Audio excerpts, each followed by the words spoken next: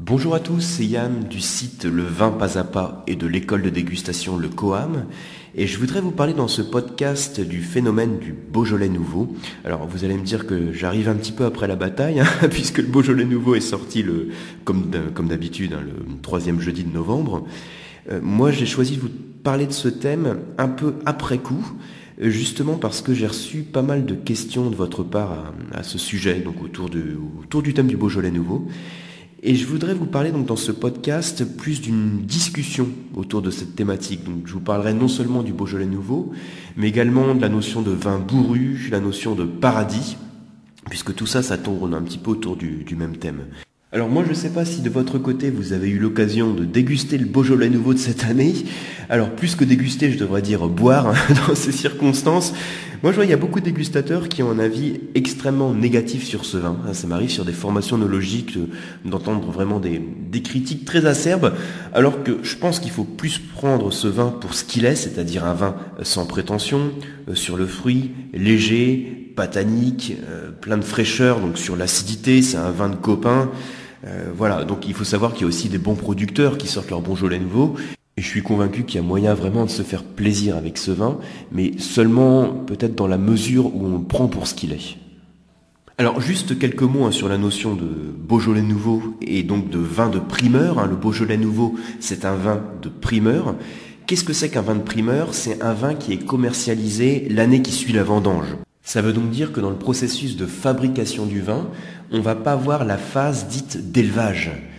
J'ai achevé là, il y a peu de temps l'enregistrement de la formation des masterclass qui sort ce mois-ci, donc qui est consacré à l'élevage du vin et plus particulièrement au rôle du fût de chêne sur le vin. Vous pourrez retrouver sur le site masterclassdégustation.com.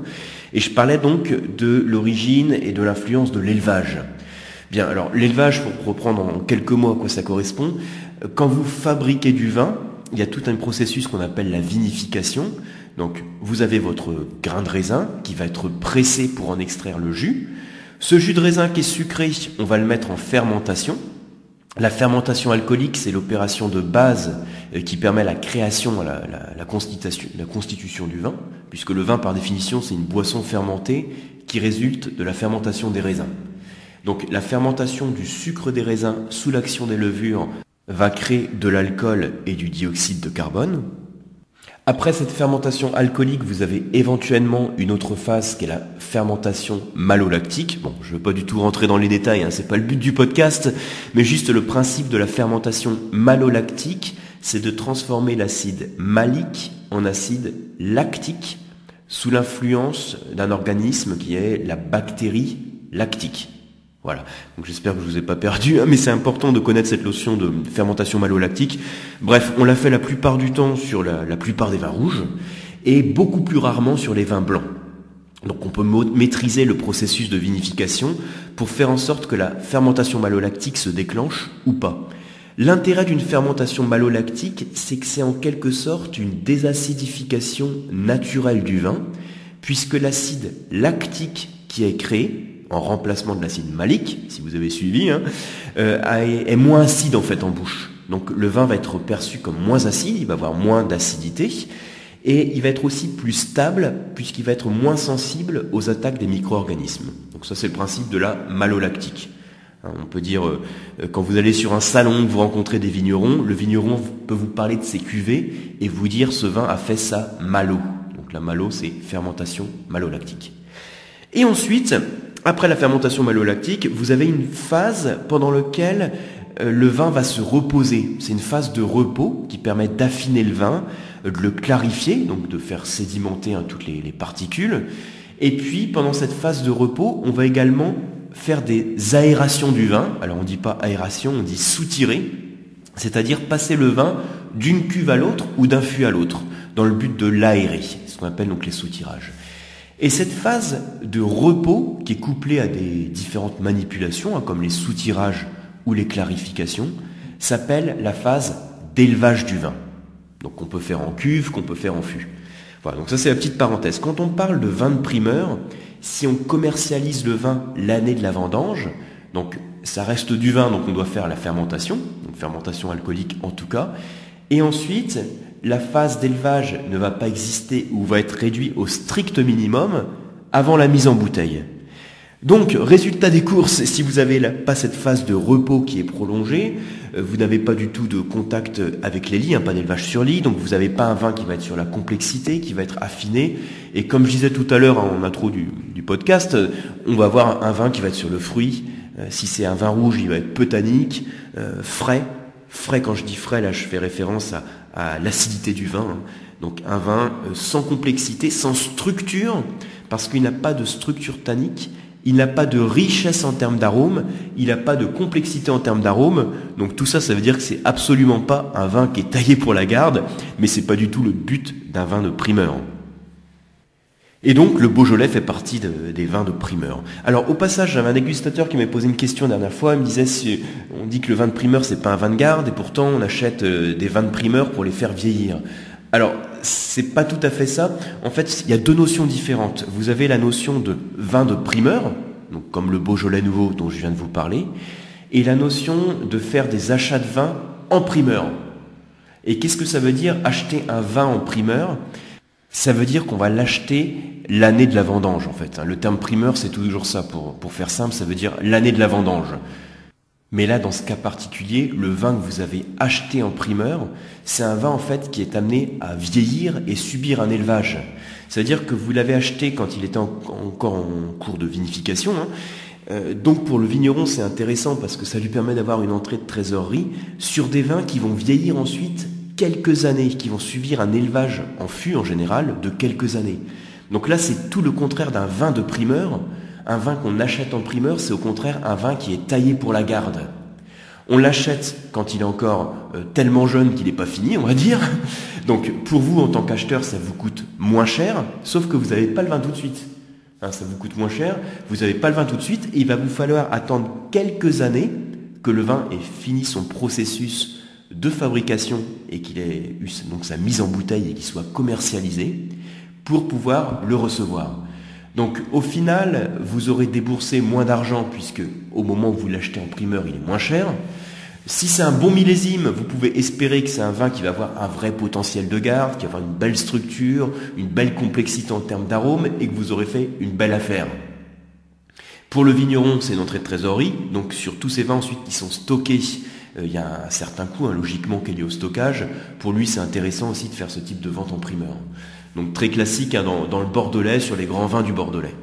Mais vous voyez, c'est deux approches un petit peu différentes, puisque l'achat en primeur, on va dire, c'est plutôt quelque chose, c'est plutôt un truc d'initié, alors que le vin de primeur, c'est une fête, là c'est même un phénomène marketing quand on parle du Beaujolais nouveau, et c'est plus un vin de copain, comme on a vu. Alors, c'est un phénomène marketing, c'est vrai que ce soit en France, aux États-Unis, au Japon, en Angleterre, beaucoup moins en Espagne, Là, vous savez que je suis à Alicante, donc je rentre la semaine prochaine d'ailleurs pour le salon des vignerons indépendants qui a lieu à Paris, porte de Versailles. C'est une petite parenthèse. Donc, si vous êtes à Paris la semaine prochaine, donc la semaine prochaine, ça veut dire du 30 novembre au lundi 3 ou non, lundi 4 décembre, je ne dis pas de bêtises, c'est ça. Donc ça, vous avez le salon des vignerons indépendants qui est à Paris, donc très grand salon, le plus grand salon du monde en termes de salon grand public. Donc je suis présent comme tous les ans au salon des vignerons indépendants pour animer les initiations à la dégustation du vin. Donc n'hésitez pas à passer me voir, ça sera un plaisir de partager un bon verre avec vous, ça changera un petit peu du podcast qui reste virtuel. Vous savez que j'aime bien provoquer, on va dire, des rencontres, parce que le but du vin c'est quand même de partager un bon verre. donc quand vous êtes de passage à Paris ou à Alicante, ou là pour le coup si vous venez au salon, n'hésitez pas à m'en faire part, ce sera un plaisir de vous rencontrer. Donc j'anime les initiations à la dégustation du vin. Si vous n'avez pas d'invitation, envoyez-moi un petit mail pour que je vous fasse suivre l'invitation. Donc je ferme la parenthèse. Je vous disais que c'est un phénomène marketing, le Beaujolais nouveau, nettement moins connu en Espagne cependant. Il y a quelques cercles d'initiés sur place qui connaissent, bien sûr, mais on va dire sur le grand public, ici c'est quand même nettement moins connu. Alors en termes d'histoire, il faut savoir aussi que le Beaujolais nouveau, il existe depuis longtemps, donc en tant que tel c'est depuis 1951 même pour être très précis, puisque en 1951 il y a eu un décret, alors d'abord un décret qui interdisait aux vignerons qui étaient en appellation, donc en AOC, en appellation d'origine contrôlée, de commercialiser le vin avant le 15 décembre, avant mi-décembre. Et ensuite, ce décret a été modifié cette même année, sous la pression des vignerons, pour autoriser sur certaines appellations la commercialisation du vin avant cette date de mi-décembre. Et donc le fait d'autoriser la commercialisation du vin nouveau, sous la forme de l'appellation, c'est ça qui a permis véritablement la création de la mention, de l'appellation du terme Beaujolais nouveau. Alors, il y a eu une autre impulsion qui a permis vraiment aussi de le développer, c'est en 1967, il y a eu une date fixe qui a été donnée pour la sortie du Beaujolais nouveau. Donc c'était mi-novembre à l'époque, le 15 novembre. Le fait que ça soit quelque chose qui permette de booster en termes marketing la communication sur ce vin, c'est parce qu'on a une sortie, c'est un petit peu comme les soldes ou le Black Friday là dont on parle. Quand vous avez une date fatidique pour la sortie de quelque chose, ça crée un phénomène d'attente, ça crée une forme de teasing. Et ben pour le Beaujolais, le fait qu'on donne le 15 novembre en 67, ça a permis de le faire connaître en termes marketing, de propulser ses ventes. Et ensuite, il y a eu une deuxième modification en 85 pour dire que c'était plus le 15 novembre, mais le 3e jeudi de novembre.